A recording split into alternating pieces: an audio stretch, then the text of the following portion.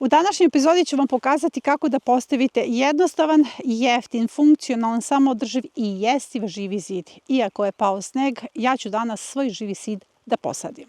Koliko puta ste poželeli da postavite živi zid kako biste se recimo zaklonili od komšija ili živi zid kako biste svoju baštu zaklonili od vetra?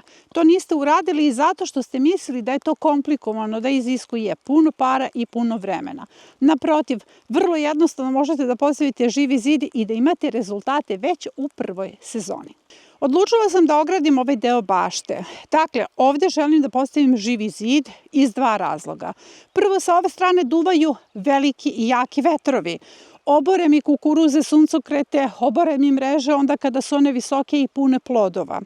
Zatim, želim da se zaklonim od pogleda, jer kada uđem iza živog zida mogu da ostavim stajnjak, zatim alat, mogu da ostavim seno, a mogu takođe da se odmorim i zaklonim od pogleda.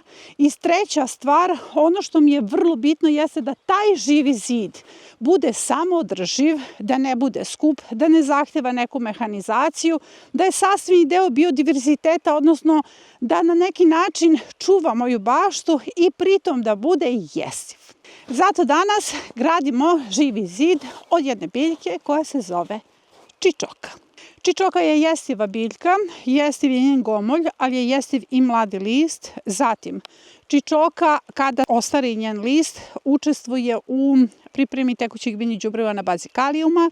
Zatim od njenih materijala se pravi kabasti, materijal za pripremu permamodela. U pitanju je samoodrživa biljka, kada je posadite nemate nešto mnogo obaveza oko nje i ima predivan cvet. Kada je u pitanju sadnja živog zida, ona će biti najjednostavnije moguće.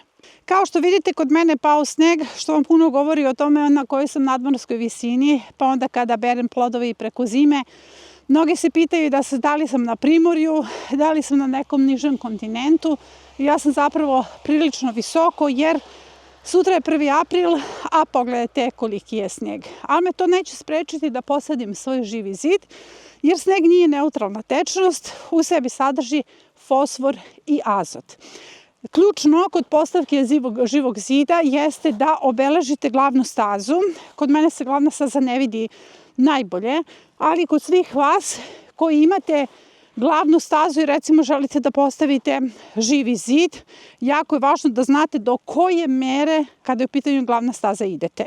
Dakle, ovo je granica do koje ću postaviti živi zid danas. Sa jedne strane će biti živi zid, sa druge strane će biti živi zid i na taj način kada čičoka poraste, ona će već u prvoj sezoni da zakloni kompletan deo bašte. Još u prošloj sezoni smanjila sam baštu zbog suše i to se ispostavilo kao vrlo funkcionalno zato što sam na svim ostalim gredicama uspela da podignem dinamiku i da sa manjeg prostora dobijem iste, ako ne i veće berbe, jer sam mogla malo bolje da im se posvetim. Dakle, vi nemate sneg, ja imam sneg. Pokazat ću vam ove opcije. Šta radite vi koji nemate sneg? Dakle, vi treba samo da pokosite stazu i da obeležite stazu koja je širine pola metra na kojoj će se graditi ovaj živi zid, a ja ću vam pokazati šta ću ja da uradim sada jer imam sneg. Za tu svrhu upotrebit ću ove grablje, one su pola metra, a vi ćete drugačije da postupite. Savetujem da vam živi zid ne bi bio ukrivo, da povučete 2 špage. Dakle, stavite kolce i povučete ravnu špagu u širini od metra, što je sasvim dovoljno, gde ćemo da gradimo naš živi zid. Meni je sada lako jer imam sneg i zaista mi ne trebaju špage, što je olakšavajuća okolnost. Ujedno i kisnem, što je otežavajuća okolnost, ali se snalazimo. Ali mi je mnogo lakše jer u snegu ravno mogu da povučem traku gde će biti i moj živi zid i na taj način mi je brži proces jer upravo na ovoj traci od pola metra ja ću postaviti plodove čičoke. S obzirom da se ivica poslednje permamodela koji se nalazi ovde završava pola metra od živog zida i završava upravo na ovoj ivici, na toj ivici ću ja završiti svoj živi zid. Dakle, živi zid će biti postavljen u ovoj traci. Dobre stvari ne moraju da budu komplikovane, mogu da budu vrlo jednostavne, zato što za sve vas koji nemate sneg, potrebno je samo da ovu stazu pokosite, dakle da oborite ako imate visoku travu. Ja nemam visoku travu zato što sam kosila neposredno pre snega i neću morati ništa drugo da uradim, osim samo da označim svoju stazu na kojoj ću da ređam čičoke. Jer ovaj živi zid se postavlja tako što sadimo čičoke na travi. Zašto sam izabrala čičoku? Ona je prirodna barijera, privlači korisne insekte, deluje kao mamac za voluharice, smanjuje eroziju tla, poboljšava strukturu tla i stvara dobar mikroklimat za sve ostale biljke. Kada je u pitanju kontrola predatora u bašti, tu je čičoka vrlo bitna. Kako? Zato što ona pre svega na sebe privlači voluharice. Ona je mamac za voluharice. Postoji zid čičoke već u bašti i zaista otkad postoji taj zid ja nemam veliki problem sa voluharicama. U ovom slučaju za sve vas koji imate problem sa voluharicama vi ćete znati gde se nalaze njihove kolonije, jer će čičoka da ih privuče poput magneta.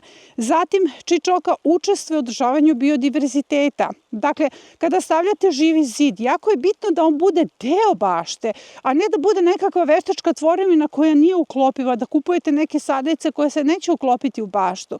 Jer baštu štiti od lisne vaši, žilogriza, stenica i grinje. Takođe, mi pričamo o ogradi koja je samoodrživa. Ova biljka ne zahteva ništa osim da je sadite.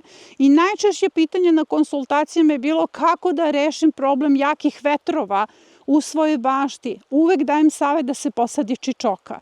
Sada ću dati savet kako jednostavno da se posadi čičoka bez kopanja rupa. Pogledajte, sneg je oko mene. Dakle, ja ću posaditi, završiti svoju ogradu bez obzira što ništa u bašti ne mogu da radim. Ako ne mogu nešto drugo da radim, ja ću da podignem svoju ogradu.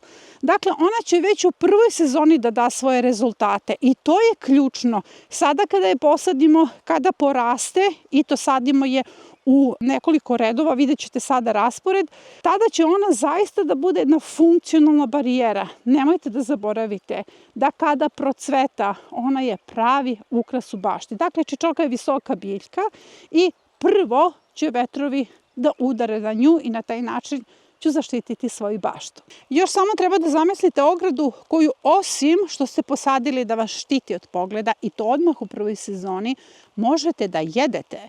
Jedete njeno lišće mlado, možete napraviti različite variva, pite, imamo je u kozmetici, zatim možete gomolje da jedete. Dakle, vi neograničeno vadite gomolja. Ono što ostane bit će dovoljno za narednu sezonu. I ključno, sada kada je posadite, ona će doživotno da ostane na ovom mestu. Najveći problem je zašto se ignoriše čičoka, jer ljudi misle da je ona invazivna biljka. I zato kad čitate o njoj, prvo što ćete pročitati i ne unosite u baštu, to je invazivna biljka. Greška i netačno. Ako je posadite na jednom mestu i ne koristite mehanizaciju, ona se sa tog mesta neće pokrenuti, ona neće biti invazivna. Najveći je problem kod zaoravanja površine, jer kad zaorete površinu, zaorete i čičoku i rasejete svuda po bašti. Dakle, živi zid neće napraviti problem, naprotiv, napravit će veliku korist u vašoj bašti, usput će vas i hraniti. Čičoku sadim u 3 reda, gusto i kao što vidite, samo je stavljam na travnjak.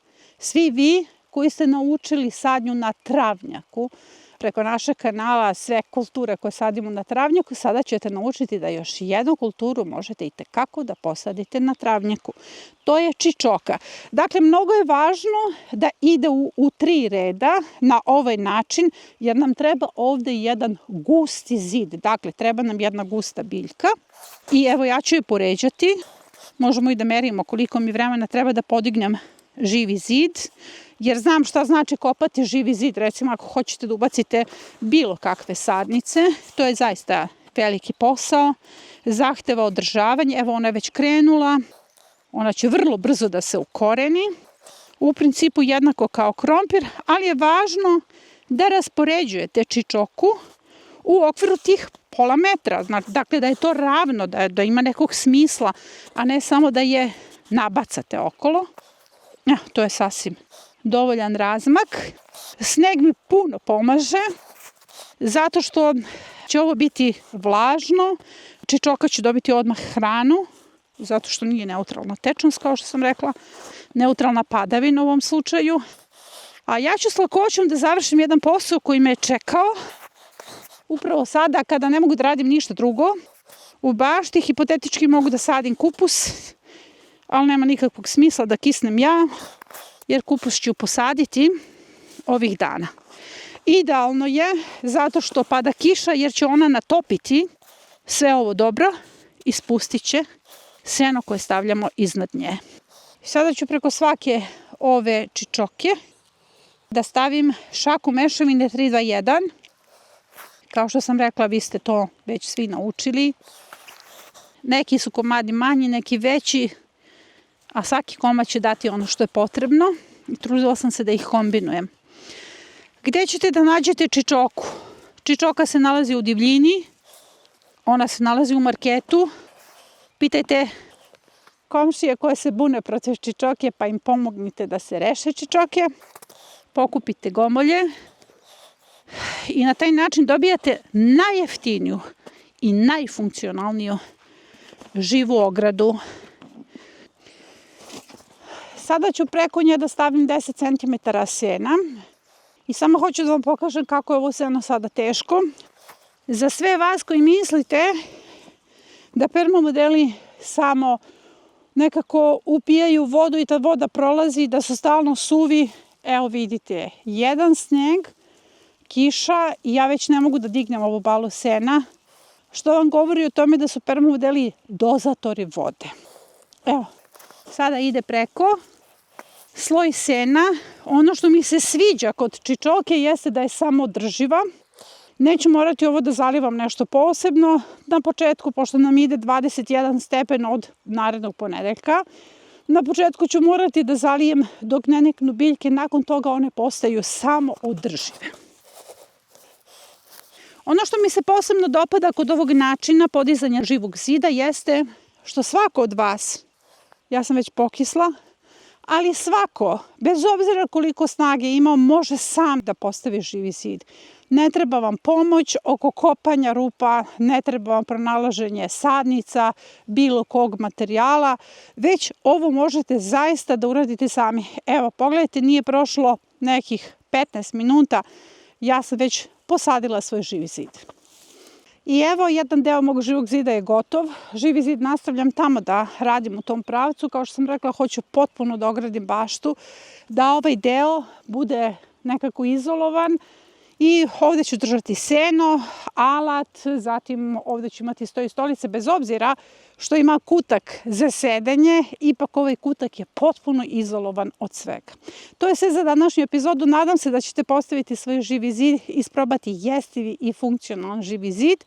A ja ću da vas podsjetim da je još uvijek dostupan projekat Bašta od 10 gredice i projekat Balkon bio bašte i oni će biti dostupni do 15.5. U pitanju su gotova rešenja gde vam je svaki korak unapred isplaniran, ucrtan, snimljeni video vodiči. Za više informacije imate link u komentaru ispod ove epizode. Ja vas do naredne epizode pozdravljam i verujem da u narednoj epizodi nećemo imati sneg.